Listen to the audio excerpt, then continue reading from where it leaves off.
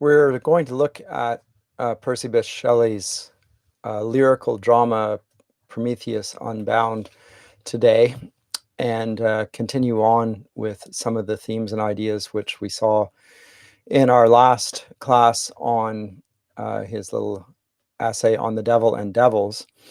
And we're going to note some common tendencies and ideas that come out of that.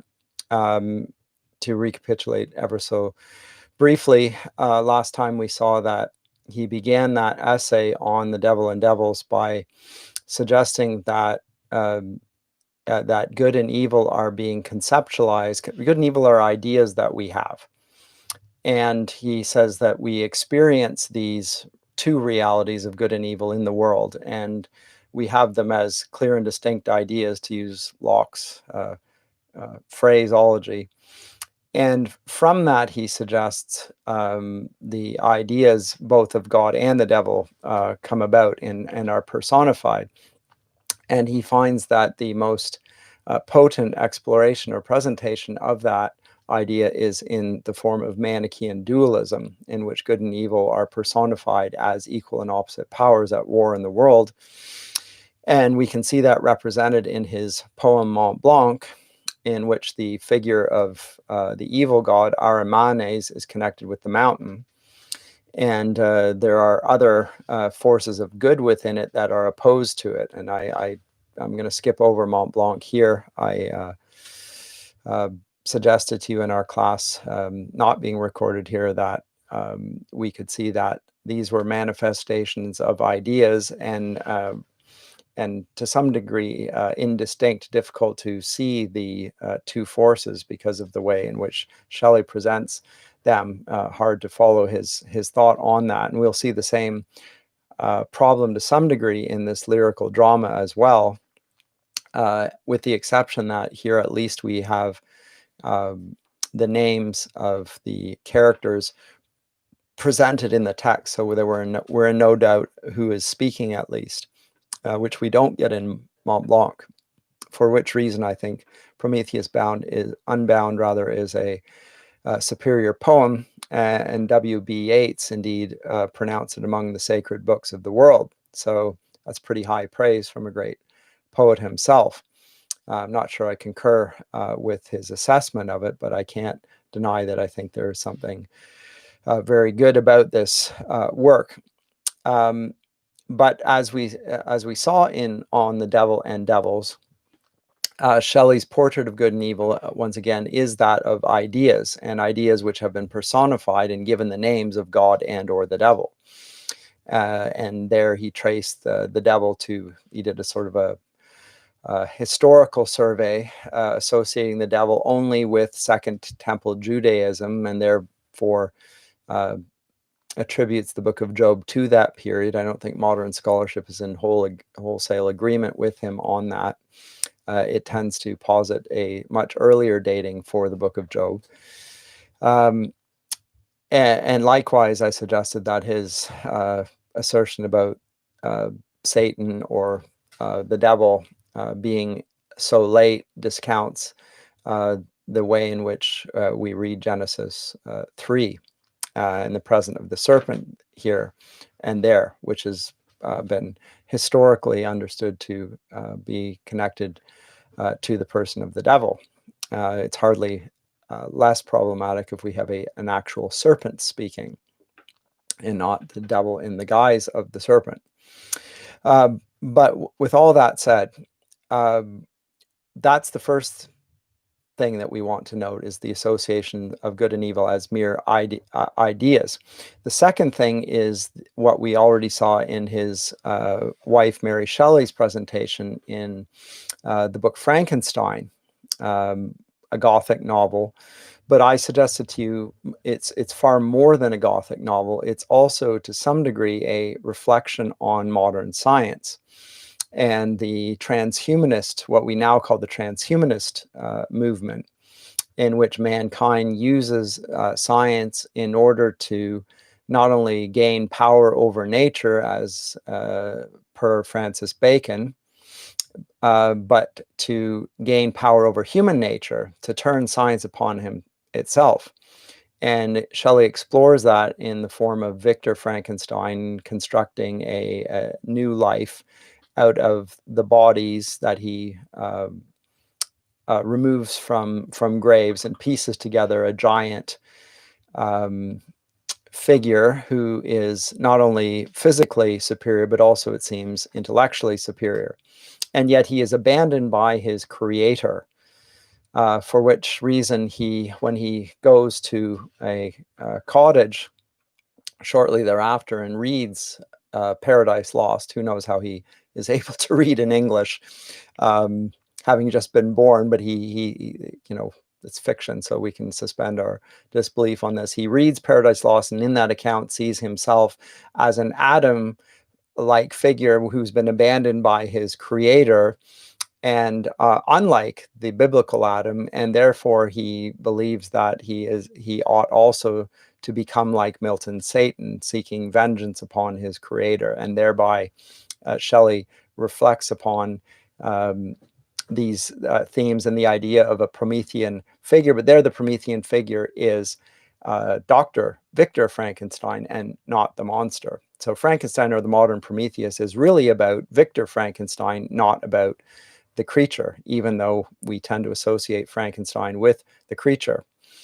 And to do that, when she's thinking about Prometheus, and I'm saying this because it's influential in how Shelley also conceptualizes his Prometheus, she departs from the original views of Prometheus. So let me just say a little bit about that and how it relates to this work here. There are a couple of circumstances, or rather sources, for Shelley's conceptualization of Prometheus. On the one hand, we can see that she is leaning upon the ancient view of Prometheus that we find in Hesiod, and also in Aeschylus, the great tragedian, such as in his work Prometheus Bound, which Shelley's obviously alluding to in the title of his own work. But he is, and in that conception, we had a Prometheus that we can identify as Prometheus Pyrphoros, P-Y-R, as in pyromaniac, one who carried fire from the gods. So it's an illicit act, a crime, as it were, stealing from the gods, for which he was punished eternally in hell, which is where we meet him in Homer's accounts, a Titan who is chained there. So that's the one angle of Prometheus. So Prometheus Pyrphoros.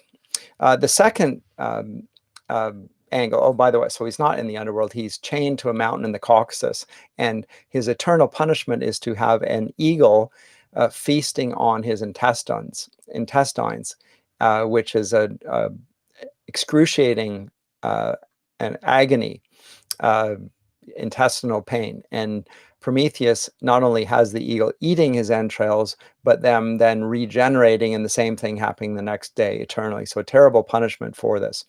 But the second account is at least as influential and important in Mary Shelley's conceptualization. In fact, it's probably more important, and that is the conceptualization of Prometheus as a plasticator, a man, a being who created or even recreated mankind using fire, and created mankind out of clay.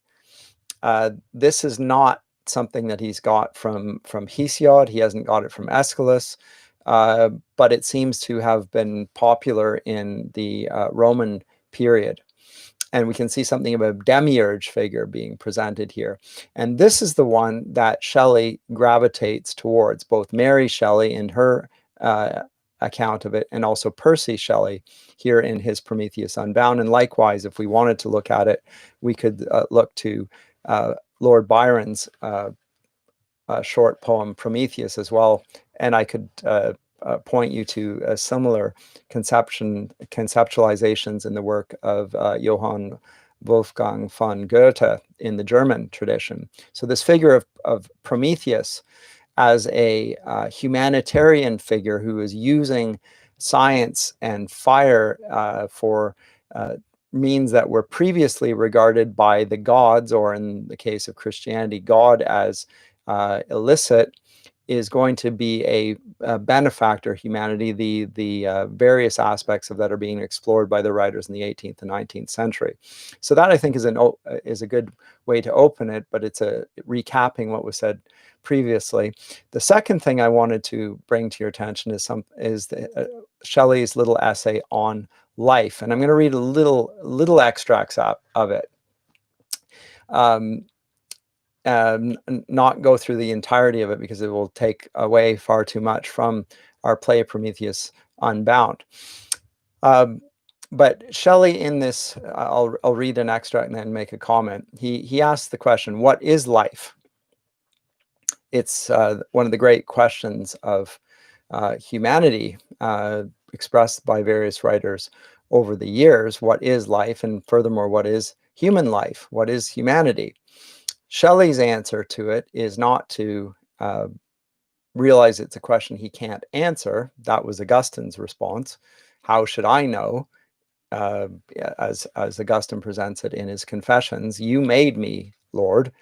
I'm a question to myself. You tell me who I am. Shelley's answer is typical of an autonomous understanding of human nature, such as is characteristic of his period. So the autonomous postulate is that of the Enlightenment. One of the great aims of the Enlightenment is to be autonomous, a law unto ourselves, to be self-regulating, self-ruling. It's in Immanuel Kant's little treatise, What is Enlightenment? He talks about it as the casting off the nonage of the past and daring to think. Sapere aude, says Kant, dare to know, think for yourself. Do not be dependent on any dogma or any authority, whether that of your parents or of the church or of the university or of tradition. Make sure and dare to know for yourself. So it's sort of a motto in the Enlightenment, sapere aude, dare to know.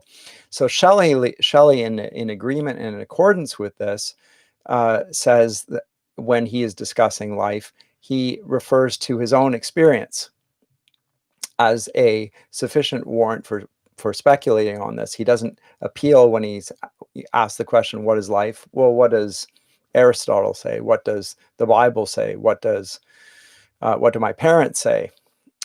He says this, what is life? Thoughts and feelings arise with or without our will, and we employ words to express them. This is already interesting to my mind because he is speaking of thoughts and feelings as having a priority to their conceptualization in words. And words are, to some degree, an attempt to express our feelings and thoughts, but they're not an adequate, nor in some sense even a real, an accurate expression of our thoughts and feelings. And he appeals then to what I said earlier. He says, we are born and our birth is unremembered, and our infancy remembered but in fragments. We live on, and in living we lose the apprehension of life.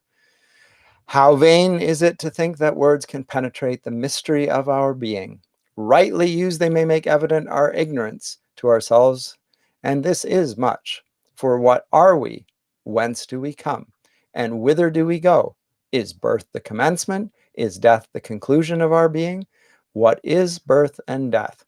So in this, we can see something of what I already said here, of Shelley's attempt to answer this question autonomously. He says that in what is life, even with what is our, he says our birth is unremembered. Unremembered by whom? His parents clearly remembered his birth. There would have been a register which have recorded his birth. He's not interested in external verifications of these things. He is going to want to answer this question autonomously. And so he says that when in seeking to answer this, he has no memory of even his own beginning. And so he says, as a consequence of this, how vain is it to think that words can penetrate the mystery of our being. Now, this is the first aspect of Shelley's thought, which I think is important and influential and worthy of note, is that words, to some degree, are failed attempts, and invariably failing attempts, to capture thoughts. So there's an ideational reality in Shelley's thinking, which is so strong that it gives it to some degree undermines even the validity of words. And so in a sense, Shelley's a nominalist. He thinks that the universals exist in the form of ideas, but words cannot articulate them accurately. And in fact, it's vain to even consider that we do so. The consequence of that, however, is that Shelley adopts an extreme form of skepticism, such that he thinks that, and I'm going to quote again from the essay, nothing exists but as it is perceived. Nothing exists but as it is perceived. And as a consequence, what follows from the admission, he says that this philosophy establishes no truth. It gives us no additional insight into our hidden nature, neither its action nor itself. Philosophy instead is like a flamethrower which gets rid of false claims to knowledge, to dogma, to assertions of truth, which are conceptualized in linguistic form.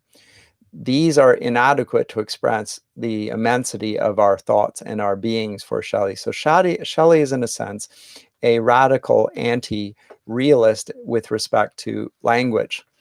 And that goes so far in this essay on life to even question the legitimacy of our grammar with respect to personhood. So I'll conclude with this, but I direct your attention to his essay on life for yourselves to read it more extensively. It's not a long essay, but it's an important one.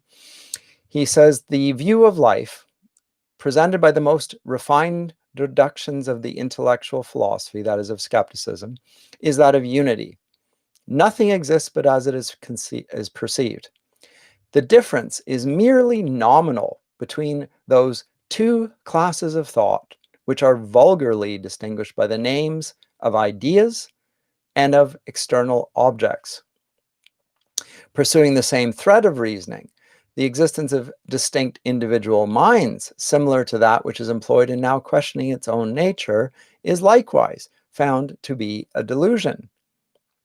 The words I, you, they are not signs of any actual difference subsisting between the assemblage of thoughts thus indicated, but are merely marks employed to denote the different modifications of the one mind. They are, a little bit further down, grammatical devices invented simply for arrangement and totally devoid of the intense and exclusive sense usually attached to them. And he finds this a dizzying conception and a moving one at that. Now, with all of this, I will note two things. First of all, the radical tendency of Shelley's commitment to autonomy leads him to question the validity of language to apprehend reality. And we will see there in this a tendency in his language to, I don't want to say contradict logic, but to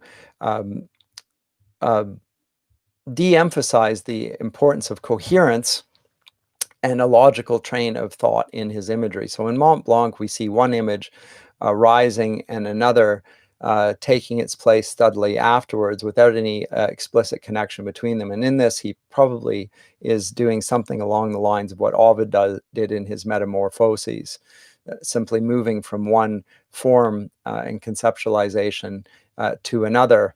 And that expresses his idea of the primacy of ideas over words. So there's a strong questioning of language in this. The second thing is that we can note that in addition to questioning the legitimacy of words, he is also going to question the legitimacy of human nature, and specifically of human personhood, which is distinguished by personal pronouns. And I, you, he, she, or they, all of these pronouns represent persons and relations between persons, which are entirely dependent on our accepting that they do express a genuine distinction between individuals. But Shelley is discounting that. And so this is a radical presentation of, and a radical questioning of the not only of human language, but of human personhood, both of which are, to my mind, implications of Christian theology, and specifically of the idea that humanity is born, or is made in imago Dei, in the image of God, which we see presented in Genesis 1, 26 and 27. And likewise, that what that means is, because God is tripersonal, that we are likewise, by virtue of the fact that we're made in the image of God, we are also persons. And so personal rights, personal freedoms, personal integrity, personal property, personal everything is being attacked, as it were, or and I'm not sure if it's explicit attacking, but I think it maybe in some sense it is, by this concept of autonomy and its replacement with all ideas within the one mind. And so when we come to Prometheus Unbound, and let's do that finally, 20 minutes in Shelley's lyrical drama in 4 acts, he is going to substitute an intellectual landscape, or drama, as it were, for the original landscape of Prometheus Bound from Aeschylus. In Aeschylus, we actually have the Titan Prometheus, and we have Zeus punishing him for his defiance, etc. Here we similarly have them, but the actual action is taking place within the mind of Prometheus. And that's important here. There's no drama to be seen. You could not portray this on stage. It's all happening in the mind of Prometheus, in the same sort of way that we could see in, The Matrix. There's the question whether this is all taking place within Neo's mind, or whether it's taking place in an actual reality, wherein lies the reality, and so forth. So it's being explored here by Shelley, and he sees this as as going beyond the specific dogmatic presentations of human nature, etc., that Milton had presented. And he does so in order to present what he regards as a more ideal form of heroism. So let me begin with this comment, and this is from a comment by Mrs. Shelley in commenting on Percy's Prometheus Unbound. She says this: Shelley followed certain classical authorities in figuring Saturn as the good principle, Jupiter the usurping evil one, and Prometheus as the regenerator, who, unable to bring mankind back to primitive innocence, used knowledge as a weapon to defeat evil. By leading mankind beyond the state wherein they are sinless through ignorance to that in which they are virtuous through wisdom. And so we can see a similar pattern that we also note in William Blake. And again, in his Songs of Innocence and Experience, there are 2 aspects of human experience, which are being 2 sides of the soul, to use Blake's word here. That of innocence, which we can't return to in experience, which is not a superior to innocence, other than in the fact that we gain wisdom from the experience and from the suffering. But all of these are seen in autonomous terms, I would say. But to go back to Shelley's explanation, Jupiter punished the temerity of the Titan by chaining him to a rock of Caucasus and causing a vulture to devour his still renewed heart. There was a prophecy afloat in heaven portending the fall of Jove. the secret of averting which was known only to Prometheus, and the god offered freedom from torture on condition of its being communicated to him. According to the mythological story, this referred to the offspring of Thetis, who was destined to be greater than his father. Prometheus at last bought pardon for his crime of enriching mankind with his gifts by revealing the prophecy. Hercules killed the vulture and set him free, and Thetis was married to Peleus, the father of Achilles. Well, Shelley uses this myth and dramatically alters it and makes it the overthrow of Jupiter take place, as I say, in the mind of Prometheus. So this is why it's a lyrical drama and it's not actually a dramatic work. It's happening within the mind. And this reflects, again, Shelley's and very much the romantic epics tradition to the grand tradition of the epic. It's largely an intellectual exercise. So let me come to this.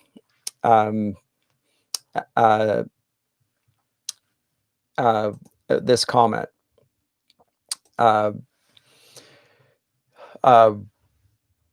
Let's look at his preface first of all. He says that he is using license in order to demonstrate in his fable something that he says that Milton's Paradise Lost was also illustrating, namely the superiority of the good to evil. But we've already seen that Shelley takes issue with Milton's depiction of evil there, or of Satan. And so Shelley is reworking that idea of the encounter between God and the devil in different terms. And so he says this: the moral interest of the fable, which is so powerfully sustained by the sufferings and endurance of Prometheus, referring back to Aeschylus's account now, would be annihilated if we could conceive of him as unsaying his high language and quailing before his successful and perfidious adversary. The only imaginary being resembling in any degree Prometheus is Satan. And Prometheus is, in my judgment, a more poetical character than Satan, because in addition to courage and majesty and firm and patient opposition to omnipotent force, he is susceptible of being described as exempt from the taints of ambition, envy, revenge, and a desire for personal aggrandizement, which in the hero of Paradise Lost interfere with the interest. So the problem with Milton's Satan is that he is encumbered by character traits that we rightly condemn. And so what Shelley wants to do is to reconstitute his Prometheus to make him a morally admirable figure. And if he is simply an idea that will be liberating and attractive to his audience. It has an ethical impulse. This is why he wishes to do it. He says, commenting on Milton's Satan, the character of Satan engenders in the mind a pernicious casuistry which leads us to weigh his faults with his wrongs, and to excuse the former because the latter exceed all measure. In the minds of those who consider that magnificent fiction with a religious feeling, it engenders something worse.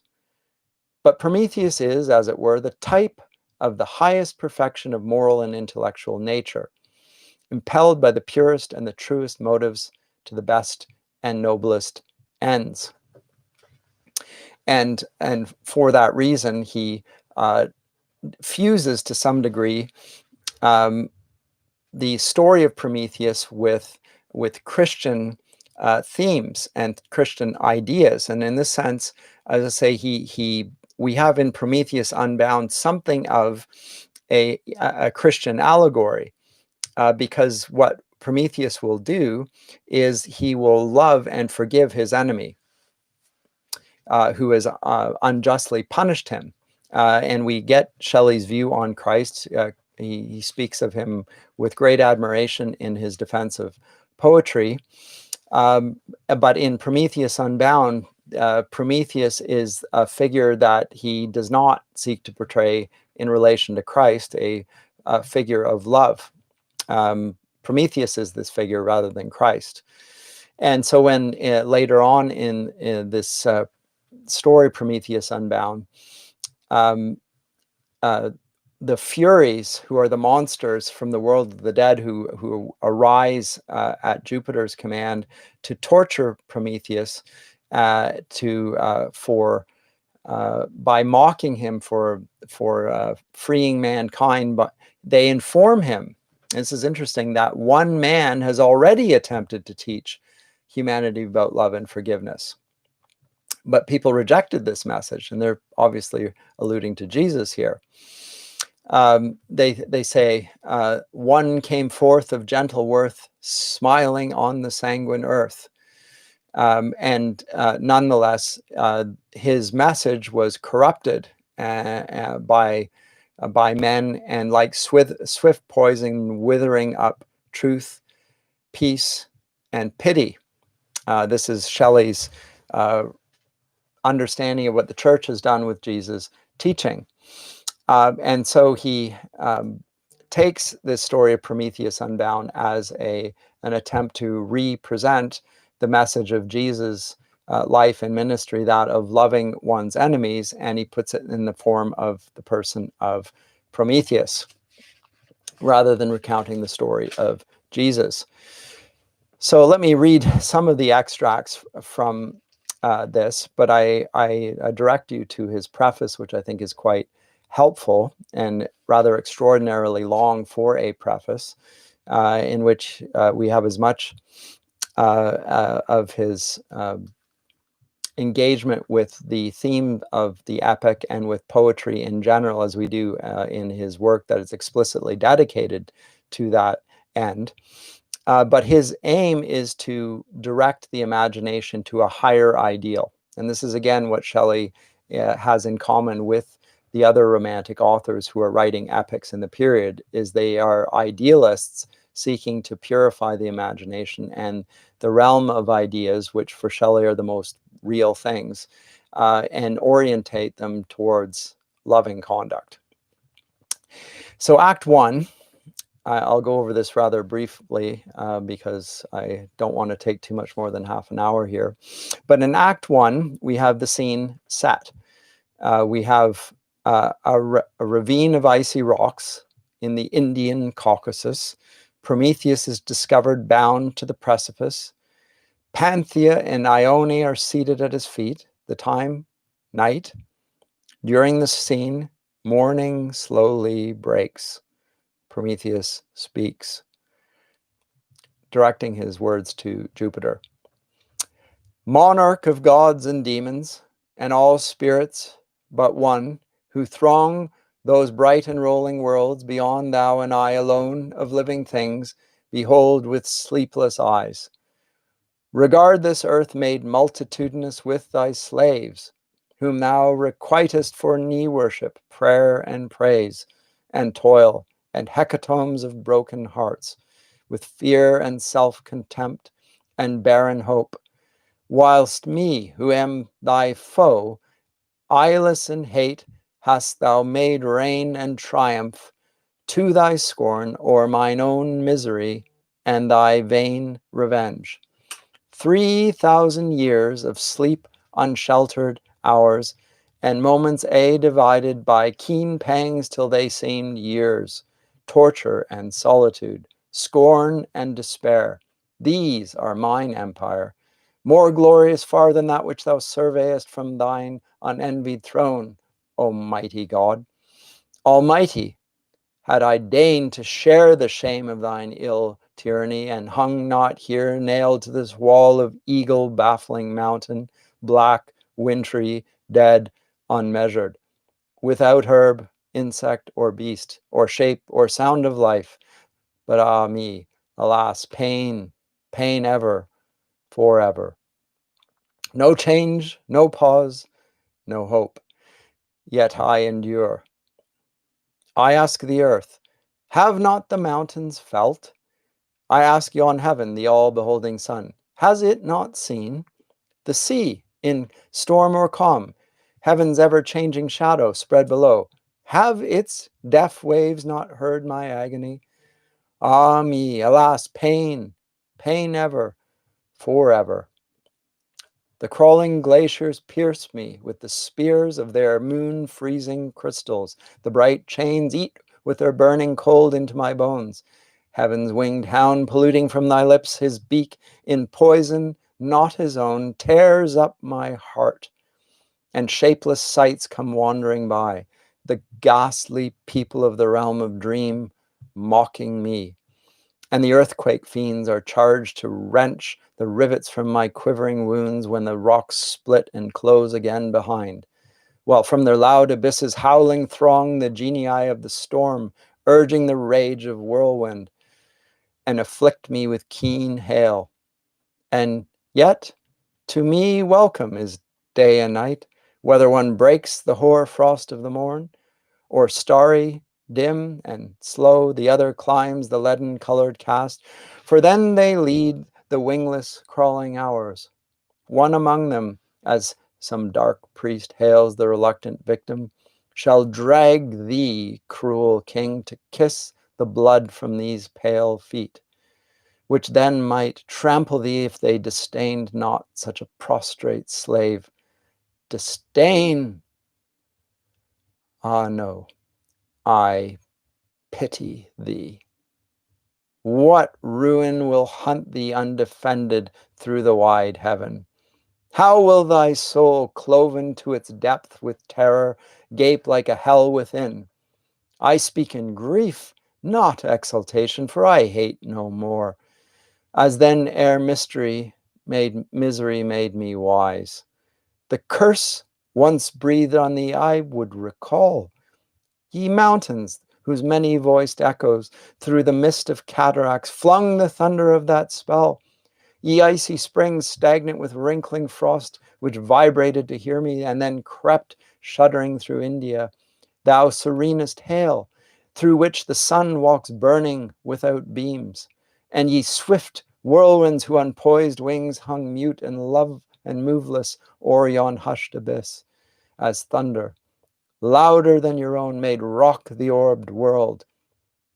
If then my words had power, though I am changed so that aught evil wish is dead within, although no memory be of what is hate, let them not lose it now.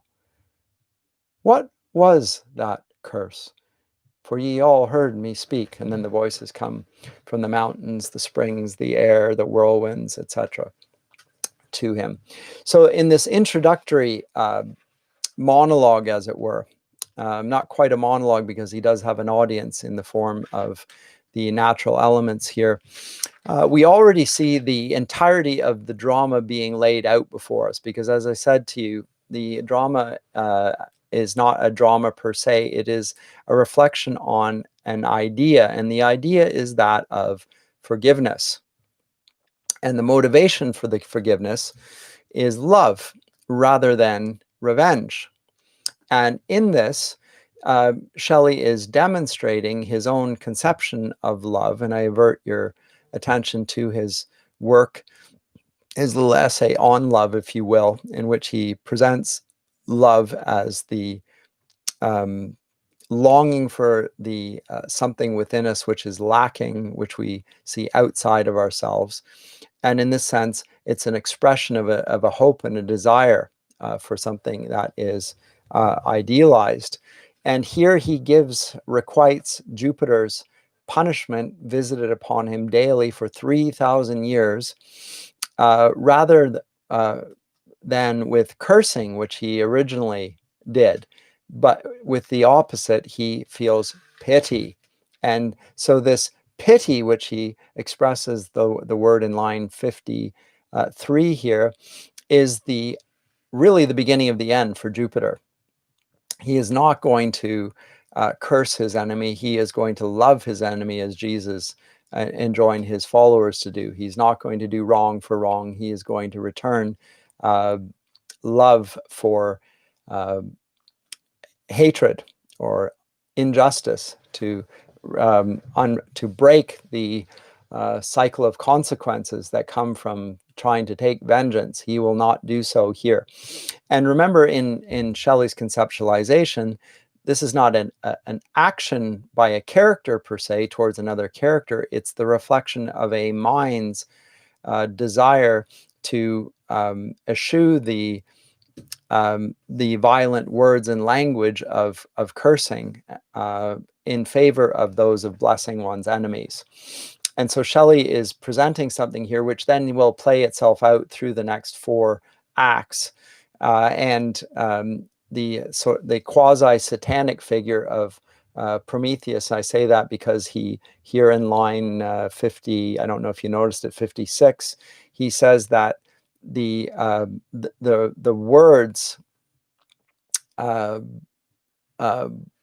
or the thought of the punishment that will await Jupiter for his hatred, he says, they so terrorize him that they gape like a hell within him.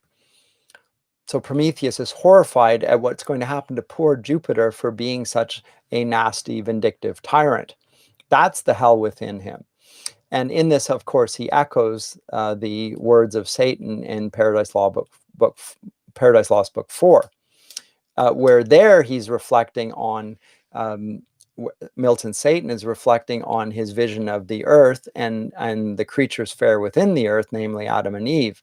And he is so delighted by their appearance that he forgets his enmity towards mankind just for a space. And then he realizes that this paradise is not for him and that he is utterly opposed by God. And then he reverts back to himself, and he recants to some degree the boast he made in hell, that the mind is its own place and in itself can make a heaven of hell, a hell of heaven. It doesn't matter where he is. He will always be in heaven so long as he thinks it so. And then he finds himself in paradise, and he finds actually he's still in hell, because hell is within his mind and he can't leave it. Here, the hell that Prometheus expresses is the hell of knowing what a bad character Jupiter is, and the fact that he cannot stop from being such a bad character. And he is not going to follow that same path himself. He is going to pity this poor, wicked individual, Jupiter. And he says that his suffering has led him to this path of wisdom, and in the same way, and it's to some degree a commentary on the role of suffering and the need for forgiveness. So it is to some degree a Christian message here, I think, or Shelley certainly playing on that idea. Let me get back to the account here. So the voices come from the mountains, as I say, from the mountains, the springs, the air, and the whirlwinds, in which he says, what was the curse word that I even uttered? And it's been 3,000 years. So the first voice says, thrice 300,000 years, or the earthquake's couch we stood. Oft as men convulsed with fears, we trembled in our multitude. Second voice from the springs, thunderbolts had parched our water. We had been stained with bitter blood, and had run mute mid shrieks of slaughter through a city and a solitude. Third voice from the air, I had clothed, since earth uprose, its wastes and waters not their own, and oft had my serene repose been cloven by many a rending groan. The fourth voice, we had soared beneath these mountains, unresting ages, nor had thunder, nor yon volcanoes' flaming fountains, nor any power above or under, ever made us mute with wonder. First voice again, but never bowed our snowy crest, as at the voice of thine unrest. Second voice, never such a sound before to the Indian waves we bore. A pilot asleep on the howling sea leapt up from the deck in agony, probably an allusion to Coleridge's rhyme, The Ancient Mariner, and heard and cried, ah, woe is me, and died as mad as the wild waves be. Third voice from the air, by such dread words from earth to heaven, my still realm was never riven. When its wound was closed, there stood darkness o'er the day like blood. Fourth voice from the whirlwinds.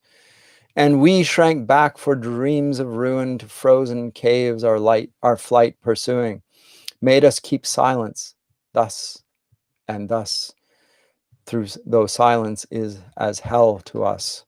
The barrier to your else all-conquering foe, O rock and bosom lawns and snow-fed streams. Oh, so sorry, then the earth comes in and adds her voice to those of the other elements there. The tongueless caverns of the craggy hills cried, misery. Then the hollow heaven replied, misery. And the ocean's purple waves climbing the land howled to the lashing winds, and the pale nations heard it, misery. Prometheus. I heard a sound of voices, not the voice which I gave forth. Mother, speaking to the earth, because he's a Titan, earthborn. Mother, thy sons and thou scorn him, without whose all-enduring will, beneath the fierce omnipotence of Jove, both they and thou had vanished, like thin mist unrolled on the morning wind.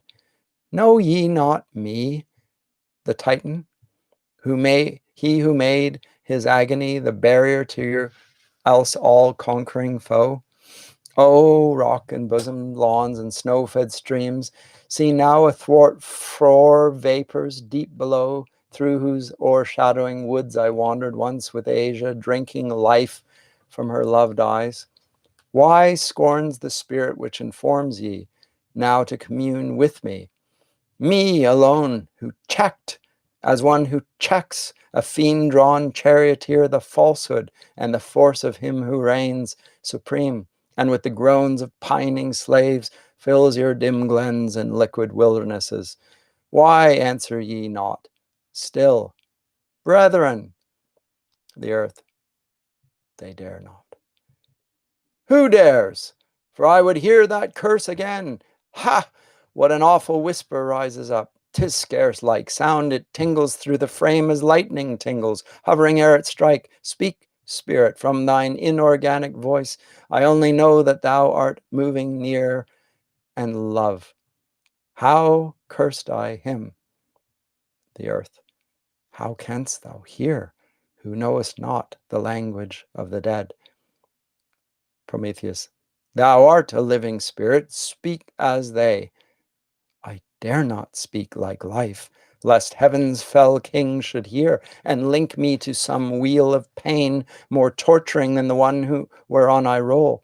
Subtle thou art and good, and though the gods hear not this voice, yet thou art more than God. Being wise and kind, earnestly hearken now. So note the testimony. There's still the cowering fear of all the forces of the earth and the voices that come therefrom. And Prometheus alone lies unvanquished and unafraid, and has stopped the tyranny of heaven, of the heavenly Jupiter, by simply refusing to submit to him, and thereby checking his almighty tyranny. In echoes that I think you can pick up if you have the memory of Paradise Lost in your minds, speaking in satanic phrasing and yet with far different intent here.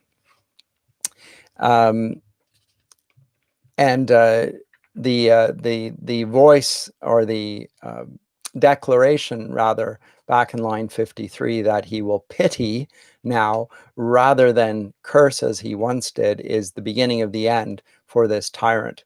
And this is the opening of this, I think, is rather fascinating, because at this point, or a few hundred lines later, the phantasm of Jupiter arises to answer his question. And I'll pick it up there, line 239. Phantasm of Jupiter arises up before him. Why have the secret powers of this strange world driven me, a frail and empty phantom, hither on direst storms? What unaccustomed sounds are hovering on my lips, unlike the voice with which our pallid race hold ghosts' ghastly talk in darkness?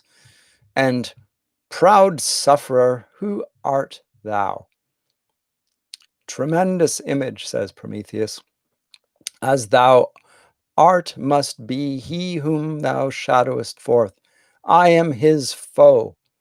The Titan, speak the words which I would hear, although no thought inform thine empty voice. And then the earth adds, listen, and though your echoes must be mute, grey mountains and old woods and haunted springs, prophetic caves and isles surrounding streams, rejoice to hear what yet ye cannot speak. The Phantasm of Jupiter says, a spirit seizes me and speaks within. It tears me as fire, a thundercloud. Panthea speaks, see how he lifts his mighty looks, the heaven darkens above. Ione, he speaks, oh, shelter me. Prometheus, I see the curse on gestures proud and cold, and looks of firm defiance and calm hate, and such despair as mocks itself with smiles written on as on a scroll, yet speak, oh, speak. Phantasm of Jupiter, fiend, I defy thee. With a calm, fixed mind, all that thou canst inflict, I bid thee do. Foul tyrant both of gods and humankind, one only being shalt thou not subdue. Rain then thy plagues upon me here, ghastly disease and frenzying fear, and let alternate frost and fire eat into me, and be thine ire lightning and cutting hail and legion forms of furies, driving by upon the wounding storms. I do thy worst. Thou art omnipotent o'er all things but thyself. I gave thee power, and my own will be mankind from yon ethereal tower. Let thy malignant spirit move in darkness over those I love. On me and mine I imprecate the utmost torture of thy hate, and thus devote to sleepless agony this undeclining head which thou must reign on high. But thou, who art the God and Lord, O thou, who fillest with thy soul this world of woe, to whom all things of earth and heaven do bow in fear and worship, all prevailing foe, I curse thee. Let a sufferer's curse clasp thee, his torturer like remorse, till thine infinity shall be a robe of envenomed agony, and thine omnipotence a crown of pain, to cling like burning gold round thy dissolving brain. Heap on thy soul, by virtue of this curse, ill deeds, then be thou damned, beholding good, both infinite as is the universe, and thou and thy self-torturing solitude.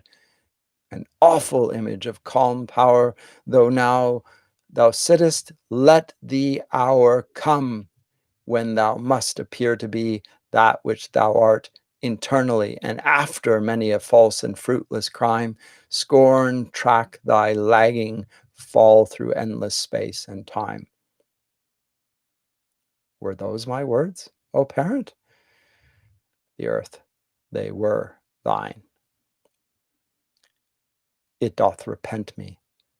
Words are quick and vain. Grief for a while is blind, and so was mine. I wish no living thing to suffer pain. So the phantasm of Jupiter, the forces of the earth are too terrified to tell him what he said. The phantasm of Jupiter informs him of what he said, and in response to what he said 3,000 years in the past, he now says, it doth repent me to hear these things, and words are quick and vain. Grief for a while is blind, and so was mine. I wish no living thing to suffer pain, and that includes his tormentor, Jupiter. And this act of not returning evil with evil is to some degree unsaying the thing which he has previously said, and is Shelley's use of language in a way that will eschew the language of justice in favor of the language of forgiveness and of love. So he's not going to reciprocate. He's not going to give Jupiter back the curse which he rightly merits. he is going to return to him. He's going to give him grace. And in this sense, I would say that Shelley, to some degree, presents Prometheus as a Christ-like figure. He suffers a torture for having sought to help humanity. He's described later on in the Prometheus Unbound as like the son of mankind, which will triumph over the darkness. And we see this, the scene which we have it right at the outset is that of daybreak. The light is arising after a long darkness. Just as Jesus rose from the grave on the third day, likewise, Prometheus, we're told, will quell the horseman grim, woundless though in heart or in limb, killing death, which is personified by the horseman here, and thereby overcoming all of the forces represented by that darkness, including death and torment. And he does this through forgiveness and through love and the spirit of love, and everything that is subject to Jupiter and his malign tyranny is overcome through pity and forgiveness, and that breaks the curse and ends Jupiter's reign, just in the same way as Christ's love triumphs over sin and death and his vicarious atonement for sin. So in the Passion of the Cross, where Jesus suffers God's wrath for mankind's iniquity, Shelley presents in place of that Prometheus, who suffers passively and yet will not reciprocate cursing for cursing.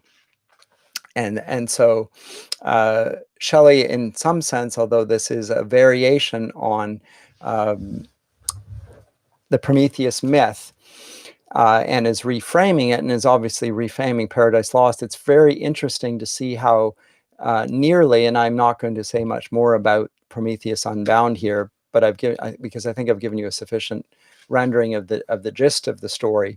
Shelley is in his myth, Prometheus Unbound, is actually telling something of what Milton will recount in Paradise Regained, which is that the holding up under temptation to take power unto himself, but he would have better off been presented in terms of the crucifixion. And it is actually interesting and telling that even in Milton's account, we have the account of the fall, and in Paradise Regained, we have the account of Christ overcoming the temptation in the wilderness and obedience. But in neither do we have at the front and center the atonement and the suffering of Christ and the significance of it. Here in Shelley, although he is presenting these as ideas rather than acts, and nonetheless we have something